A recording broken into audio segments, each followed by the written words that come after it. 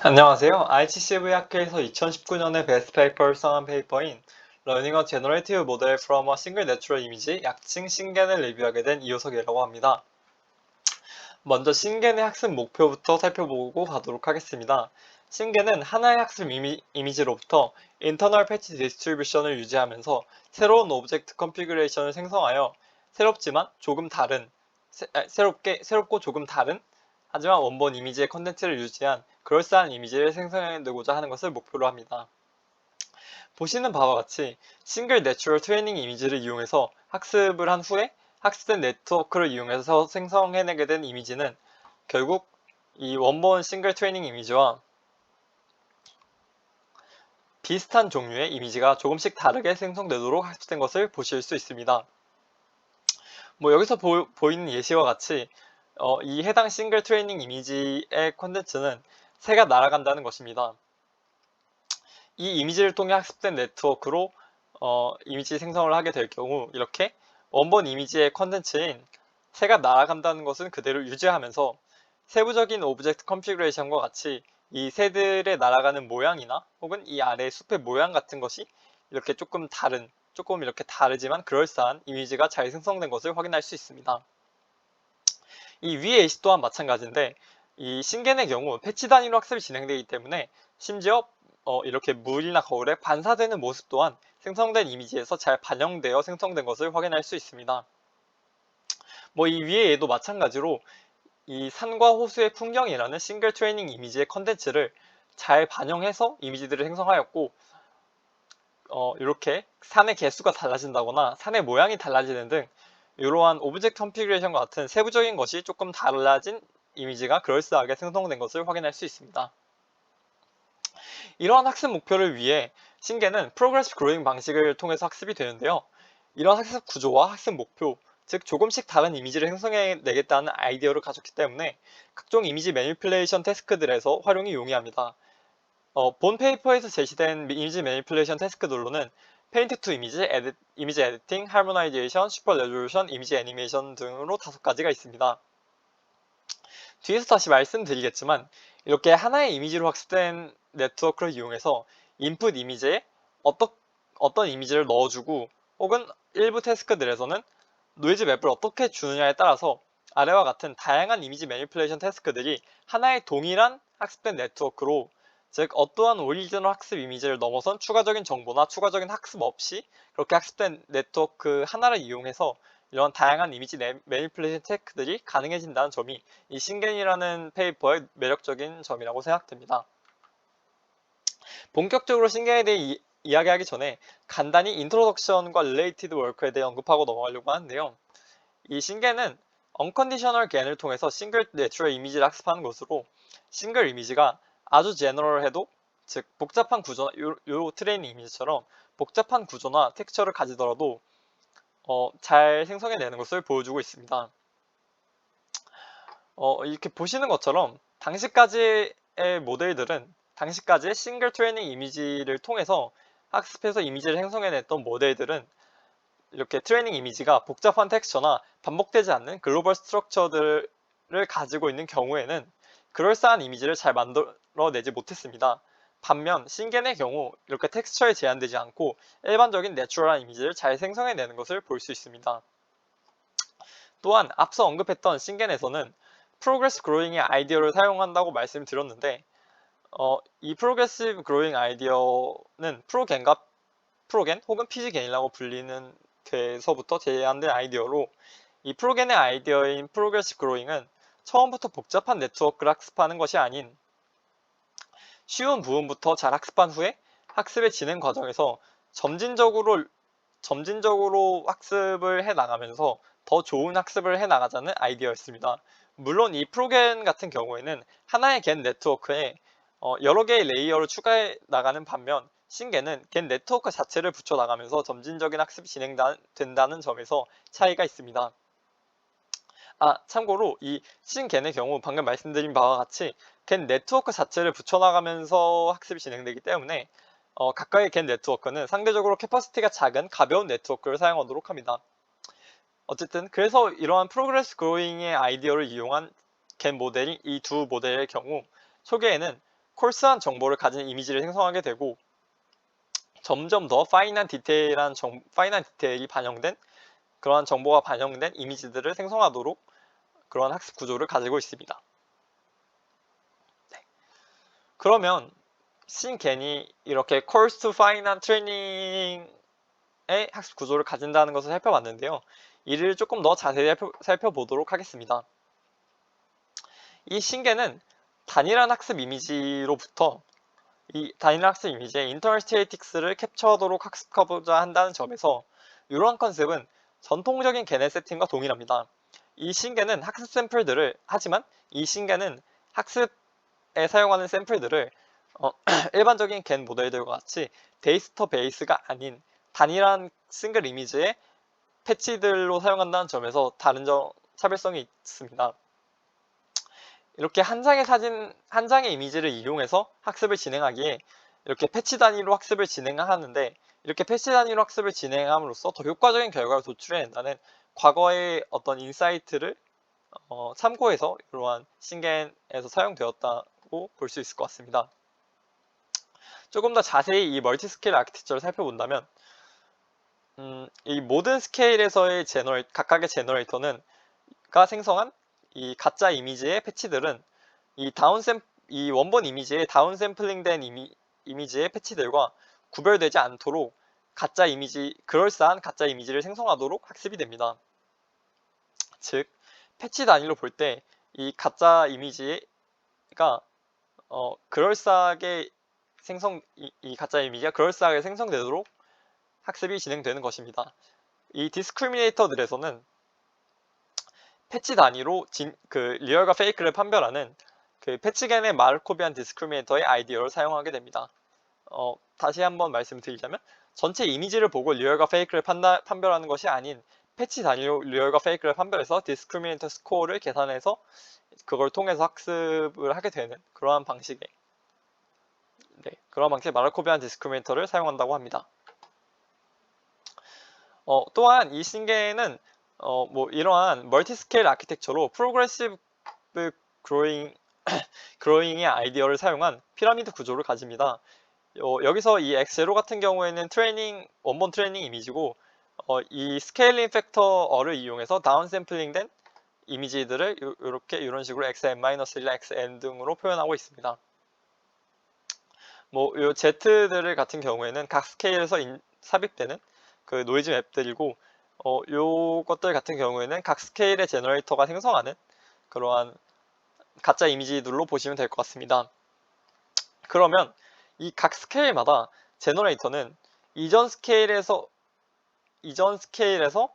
제너레이터가 생성한 이미지를 현재 스케일에 맞게 업샘플링된 이미지와 이제 삽입된 노이즈 맵을 인풋으로 사용해서 가짜 이미지를 생성하게 됩니다. 물론 가장 콜시스트한 스케일에서는 오로지 노이즈 맵을 이용해서 이미지 샘플을 만들어내는 퓨어리한 제너레이션이 이루어지게 됩니다. 네, 그 외의 모든 스케일들에 대해서는 방금 말씀드린 바와 같이 이루어지게 될 것이고요. 이후에는 해당 스케일에서의 디스크리미네이터가 해당 스케일로 다운샘플링된 트레이닝 이미지와 생성된 가짜 이미지들의 패치들을 잘 구별하도록 학습이 됩니다. 그래서 결국 제너레이터에서는 진짜 이미지의 다운샘플링된 버전의 패치들의 분포를 잘 캡처하도록 하는 가짜 이미지를 잘 생성해내도록 학습이 되는 것입니다. 그래서 저희가 사용한 저희가 이제 이미지를 생성해내야 되니까 저희가 사용하게 될 이 멀티스케일 패치 제너레이터들을 조금 더 자세히 살펴보자면 이 가짜 이미지 샘플의 생성은 콜스한 스케일에서부터 순차적으로 파인한 스케일까지 점진적으로 그로잉 하면서 이루어지게 되고 각 스케일마다 노이즈 맵이 이렇게 삽입되는 것을 볼 수 있습니다. 또한 이때 모든 제너레이터들과 디스크리미네이터들은 동일한 이펙티브 패치 사이즈를 혹은 립스틱 필드를 사용하게 되는데요.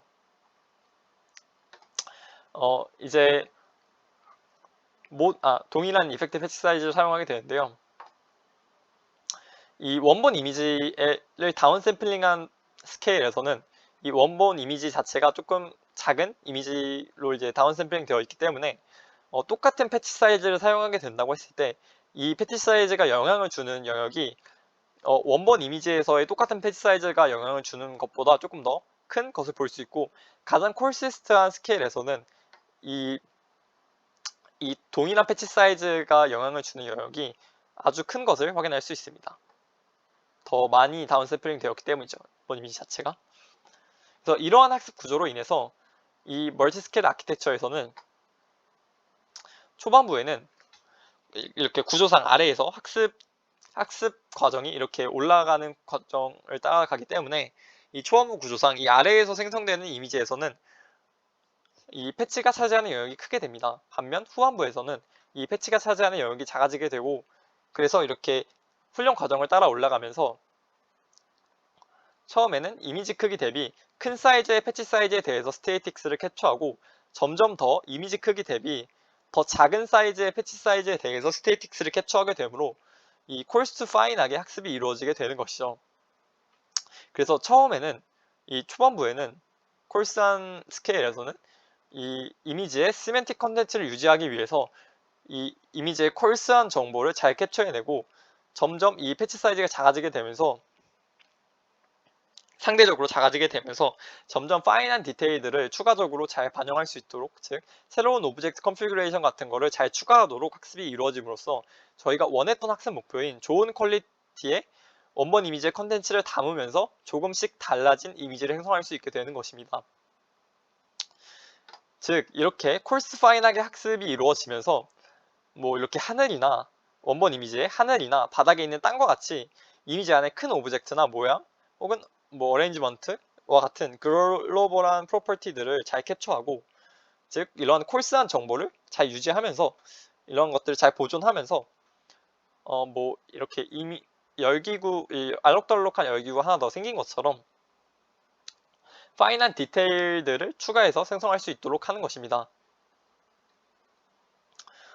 좀 특정한 스케일들에서 생성되는 모습을 조금 더 자세히 살펴보려고 하는데요. 이렇게 가장 콜시스트한 스케일에서의 생성은 보시는 바와 같이 이 노이즈 맵을 바로 이미지로 매핑시키는 순수한 생성이 이루어지게 됩니다.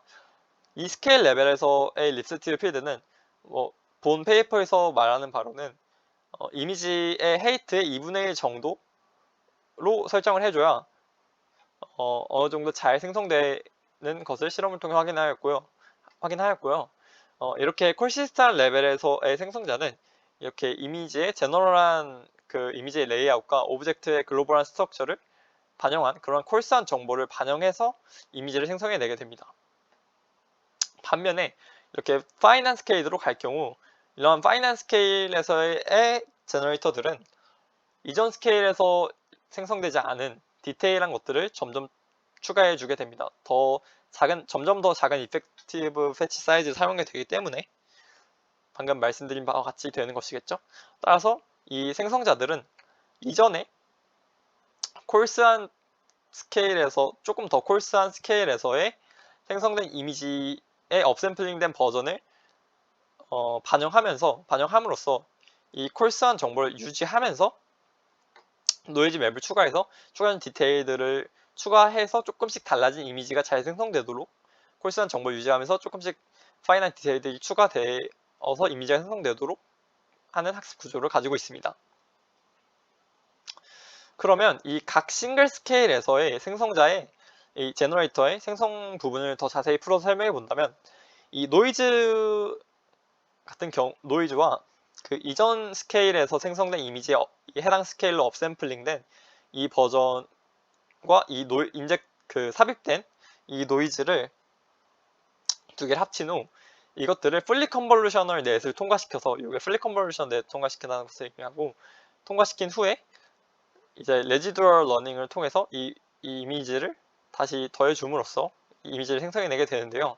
이러한 구조를 가지게 된 이유는 요 첫 번째 텀의 경우 요 노이즈 맵과 이 업샘플된 그 이전 스케일에서의 그 이미지를 업샘플링한 이 버전이 합쳐진 후에 풀리 컨버션 넷을 통과하게 될 경우 이 이전 스케일에서부터 전해져 오는 그 콜스한 정보가 보존이 돼야 되는데, 풀리 컨버션 넷을 통과하면서 그 콜스한 정보가 의미를 잃게 되는 경우가 있어서 레지듀얼 러닝을 통해서 이 콜스한 정보가 보존될 수 있도록 해주는 텀이라고 보시면 될 것 같고, 생각하시면 될 것 같습니다. 뭐 또한 앞서도 말씀을 드렸지만 요 생성자의 경우 너무 캐퍼시티를 크게 가져갈 경우 학습 이미지 자체를 외울 수도 있고, 앞서 말씀드린 것과 같이 아무래도 그러니까 겐 네트워크를 쌓는 구조다 보니까 캐퍼시티가 너무 크게 될 경우 모델이 너무 무거워지게 될 수 있기 때문에 적은 캐퍼시티를 가지도록 설정이 되어 있고, 이 페이퍼에서는 컨볼루셔널 레이어, 배치 노멀라이제이션 레이어, 리킷 엘로 레이어로 된 그러한 컨볼루셔널 블럭을 5번 반복해서 간단한 풀리 컨볼루셔널 넷으로 되어 있습니다. 또한 해당 페이퍼에서는 이 스케일링 팩터를 3분의 4로 설정을 한 후 실험을 했고, 가장 콜스한 제너레이터의 경우 32개의 커널을 사용하였으며 4개의 스케일이 오를 때마다 커널의 개수를 2배로 해주면서 실험을 하였다고 하였습니다. 그렇게 해서 실험한 결과 이렇게 보시는 바와 같이 해당 이미지의 원래 학습시킨 원본 이미지의 그 오리지널 콘텐츠, 글로벌한 스트럭처 같은 그런 것들은, 글로벌한 프로퍼티들은 보존을 하면서, 즉 전체적인 세멘틱 콘텐츠는 유지하면서 뭐 이렇게 이 알록도크란 열기구가 생성되기도 하고 추가적으로 생성되기도 하고 사라지기도 하는 등의 파이널 디테일들을 추가해서 이렇게 조금씩은 다르지만 그럴싸한 이미지들이 생성된 것을 볼 수 있습니다. 그러면 이렇게 이러한 학습 구조를 통해 신개념이 학습된다는 것을 확인했으니, 그렇다면 이 학습을 위한 오브젝티브 펑션은 어떻게 구성이 되어 있는지 간단히 살펴보려고 하는데요. 이 신개념 오브젝티브 펑션의 경우 어드버서리얼 로스와 리컨스트럭션 로스로 구성되어 있습니다. 어드버서리얼 로스의 경우 일반적인 다양한 겐들과 비슷하게 wgen gp 로스를 이용을 해서 겐의 네트워크의 이제 안정성과 수렴성을 보장을 해주었고요. 이 리컨스트럭션 로스 텀의 경우 해당 스케일의 제너레이터가 노이즈를 삽입해서 이제 그걸 인풋으로 생성한 이미지와 원본 이미지를 해당 스케일로 다운샘플링한 이미지 간에, 그 두 이미지 간에 픽셀의 차이를 줄이는 방향으로 학습을 하기 위해서 이제 스퀘어드 로스를 사용을 했습니다. 이렇게. 그러니까 즉 원본 이미지를 생성하도록 노이즈를 0으로 줬을 때 이 제너레이터가 생성한 가짜 이미지와 원본 이미지 간의 그 다운샘플인데 원본 이미지 간의 차이에 대한 로스를 리컨스트럭션 로스로 하였고, 이 둘의 차이가 커지게 되면, 즉 노이즈가 0임에도 원본에 가깝게 제너레이터가 생성하지 못하게 된다면 이 오브젝트 펑션이 패널라이즈 돼서 결과적으로 그 원본의 그 글로벌 프로퍼티를 잘 반영해서 어느 정도 리컨스트럭션이 되도록, 그러한 식으로 학습이 되도록 이렇게 로스를 설정해 줬음을 확인할 수 있습니다.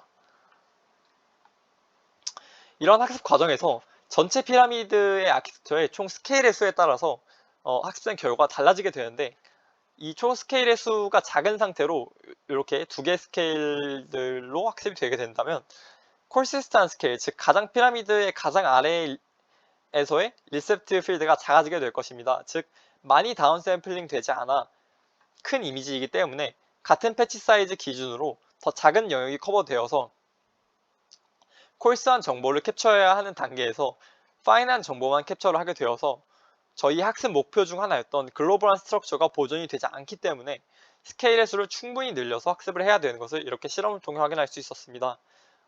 이렇게 충분한 스케일이 주어질수록 학습하고자 했던 그런 이미지의 그런 컨텐츠가 더 잘 유지되는 것을 확인할 수 있죠. 이렇게 작은 스케일로 했을 경우 이렇게 많이 왜곡되어서 원본 이미지의 컨텐츠를 확인할 수 없는 것을, 그런 결과로 이미지가 생성되는 것을 확인할 수 있습니다.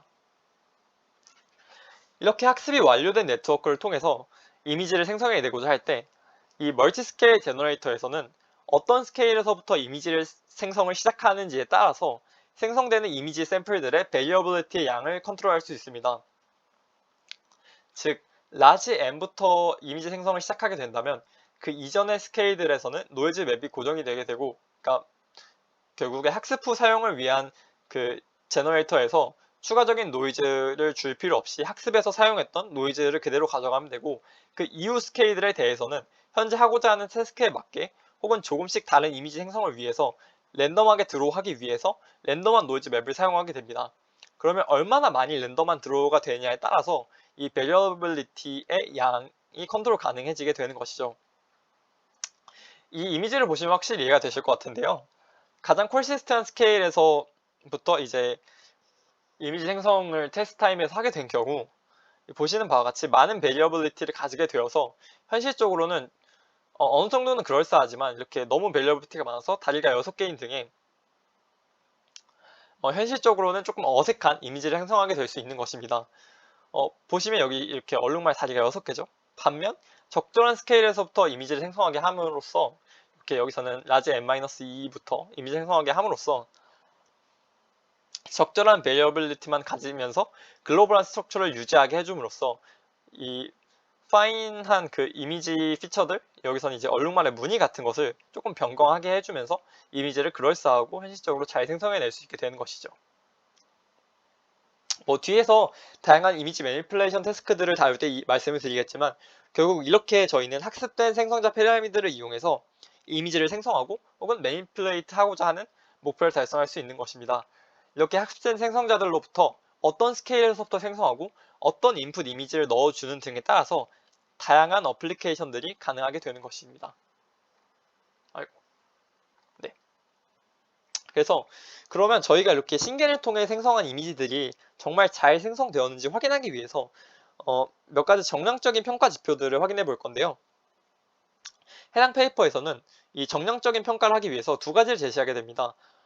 먼저 이제 아마존 메커니컬 터크 이제 AMT에서 한 리얼 페이크 스터디로 페어드한 경우에 이제 리얼과 페이크를 같이 보여주면서 비교하는 경우 이제 언페어드하게 리얼과 페이크 중 하나를 보여주고 판단하게 하는 두 가지 프로토콜에 따라 진행이 되었고 이러한 프로토콜들은 방금 말씀드린 것 같이 테스트 타임에서 이미지를 언제 어떤 스케일에서부터 생성하는지에 따라서 이 베리어빌리티도 같이 비교하기 위해서 이 베리어빌리티에 따른 이 결과의 리얼리즘을 같이 보기 위해서 이렇게 프로토콜들은 생성 방식에 의해 각각 두 가지로 실험이 되었습니다. 그래서 총 4가지 실험을 하였고 결과를 이렇게 확인할 수 있는데 당연하게도 더 베리어빌리티의 양이 많았던 더 콜시스트한 스케일에서 생성을 시작한 이미지에서 다이버시티가 더 높았고 반면에 이제 조금 덜 콜시스한 더 파인한 스케일에서 이미지 생성을 시작한 경우보다 이제 컨퓨전 레이트가 낮은 것을 확인할 수 있었습니다.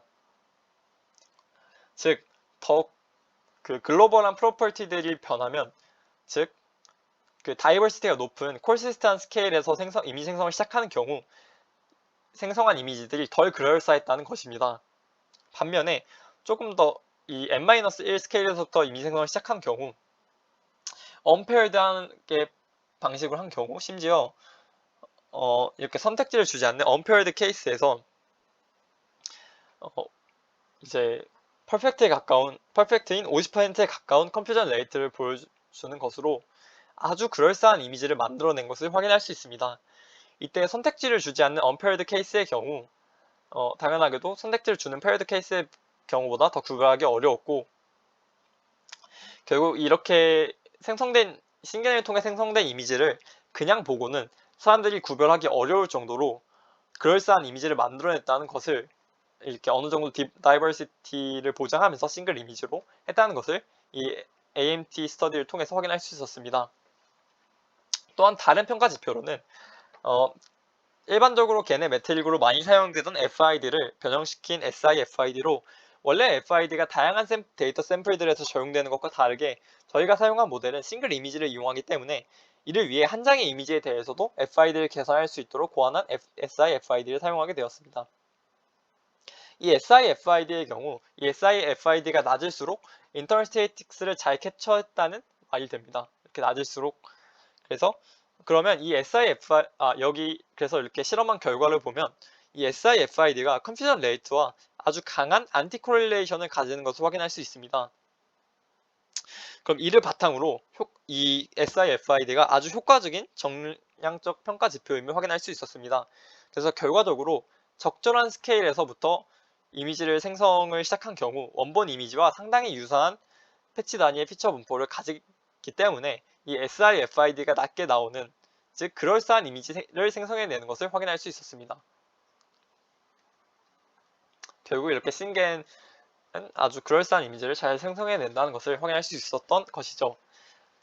그러면 이 신겐 이렇게 학습된 네트워크를 이용해서 다양한 이미지 매니플레이션 태스크들에 적용을 하기 위해서 어떻게 이런 이미지 매니플레이션 태스크들의 적용이 가능한지, 이걸 위해 학습된 네트워크 피라미드를 어떻게 사용해줘야 하는지를 간단히 살펴보도록 하겠습니다. 이러한 다양한 이미지 매니플레이션 태스크들은 학습된 네트워크의 특정 스케일의 인풋 이미지를 어떻게 집어넣어 주냐에 따라서 이러한 콜스 파인의 학습 구조를 가지기 때문에 이러한 걸 통해서 이 콜스 파인한 그러한 생성이 되면서 자연스럽게 매니플레이트 된 이미지가 생성되는 것을 확인하게 될 수 있습니다. 먼저 슈퍼 레졸루션, 그러니까 즉 초해상도 기법을 보면 신겐의 경우 학습된 네트워크에 저해상도 이미지를 생성자의 입력으로 넣어주게 되면 세밀한 정보를 추가하는 방식으로 이미지 생성이 이루어지기 때문에 점차 해상도가 향상되어서 고해상도 이미지를 복원하는 것을 볼 수 있습니다.